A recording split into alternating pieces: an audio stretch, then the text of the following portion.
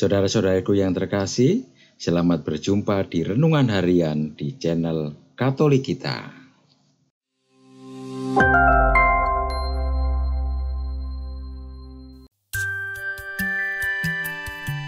Hari ini, Senin, 8 Januari 2024, Pesta Pembaptisan Tuhan.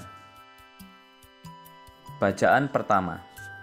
Pembacaan dari kitab Yesaya, bab 55, ayat 1 sampai dengan 11. Beginilah firman Tuhan. Hai kamu, semua orang yang haus, marilah dan minumlah. Dan kamu yang tidak mempunyai uang, marilah, terimalah gandum tanpa uang pembeli, dan makanlah. Minumlah anggur dan susu tanpa bayar. Mengapa kamu belanjakan uang untuk sesuatu yang bukan roti? Dan mengapa upah jerih payahmu kamu belanjakan untuk sesuatu yang tidak mengenyangkan? Dengarkanlah aku, maka kamu akan memakan yang baik, dan kamu akan menikmati sajian yang paling lezat. Sendengkanlah telingamu, dan datanglah kepadaku. Dengarkanlah aku, maka kamu akan hidup. Aku hendak mengikat perjanjian abadi dengan kamu, menurut kasih setia yang teguh, yang kujanjikan kepada Daud. Sesungguhnya, aku telah menetapkan dia menjadi saksi bagi bangsa-bangsa, menjadi seorang raja dan pemerintah bagi suku-suku bangsa.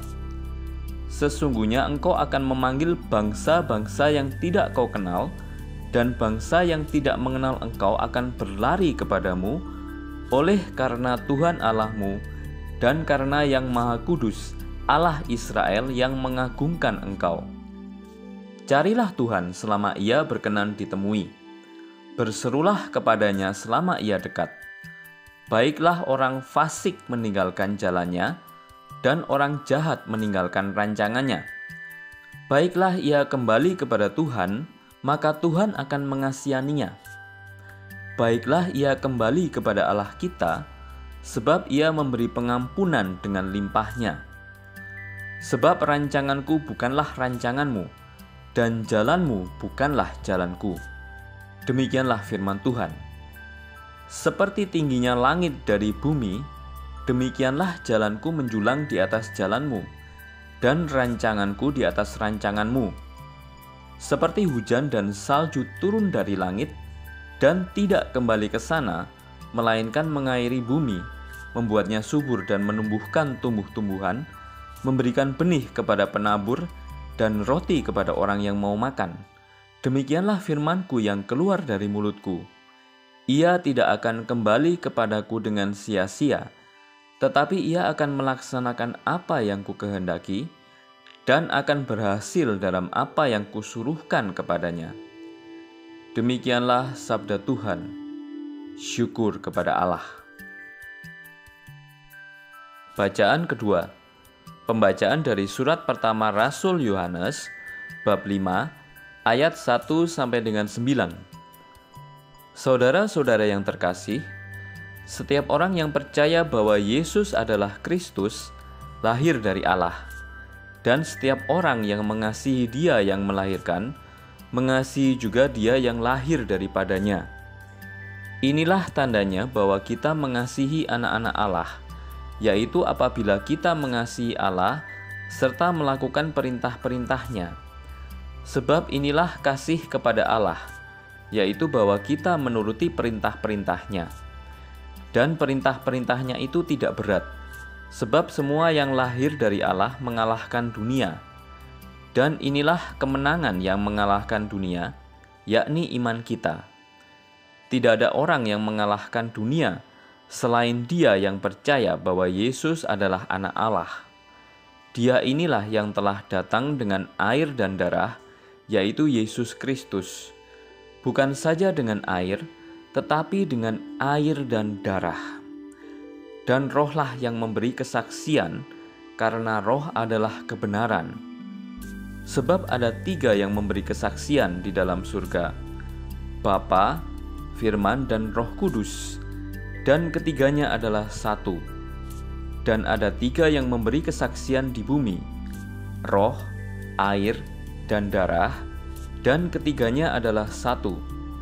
Kesaksian manusia kita terima, tetapi kesaksian Allah lebih kuat. Sebab demikianlah kesaksian yang diberikan Allah tentang anaknya. Demikianlah sabda Tuhan. Syukur kepada Allah. Bacaan Injil. Pembacaan diambil dari Injil suci menurut Markus, bab 1, ayat 7 sampai dengan 11. Tatkala banyak orang minta dibaptis, Yohanes memberitakan kepada mereka, "Sesudah aku akan datang Dia yang lebih berkuasa daripada aku.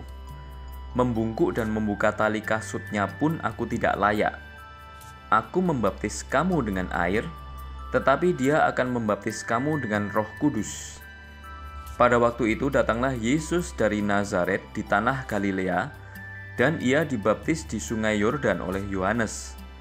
Pada saat Yesus keluar dari air, seketika itu juga Dia melihat langit terkoyak, dan roh seperti burung merpati turun ke atasnya. Lalu terdengarlah suara dari surga, "Engkaulah putraku yang terkasih, kepadamulah aku berkenan."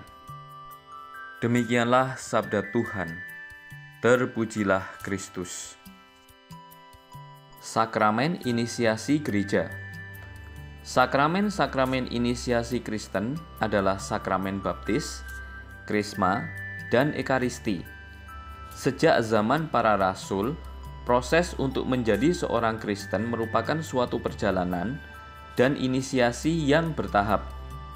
Selalu ada unsur pemakluman sabda Allah, penerimaan Injil yang melibatkan pertobatan, pengakuan iman, baptisan, pencurahan Roh Kudus, dan penerimaan ekaristi. Di sepanjang sejarah gereja, proses inisiasi ini dilaksanakan dengan cara berbeda sesuai dengan situasi yang ada. Sejak awal, proses ini memakan waktu katekumenat yang panjang dan satu deretan ritus yang merupakan peristiwa-peristiwa penting secara liturgis sepanjang perjalanan katekumenat, yang memuncak pada perayaan sakramen-sakramen inisiasi Kristen. Pada baptis dewasa, ketiga sakramen inisiasi ini dapat diberikan sekaligus dalam satu upacara.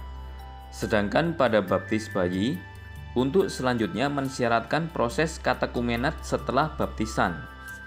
Proses ini berjalan terus selama bertahun-tahun, sampai anak-anak tersebut menerima sakramen krisma dan ekaristi. Konsili Vatikan II mengadakan kembali katekumenat bertahap untuk orang dewasa dalam Gereja Latin. Ritusnya dapat ditemukan dalam Ordo Initiationis Christianae Adultorum tahun 1972. Marilah kita berdoa. Allah Bapa yang Maha Murah, Engkau telah menyegarkan kami berkat anugerah-Mu yang suci.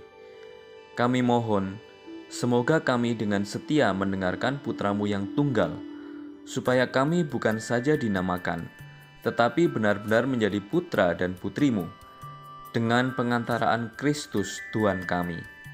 Amin. Saudara-saudari yang terkasih, terima kasih atas kebersamaannya dalam renungan harian ini. Kita jumpa lagi di renungan harian berikutnya. Berkah dalam.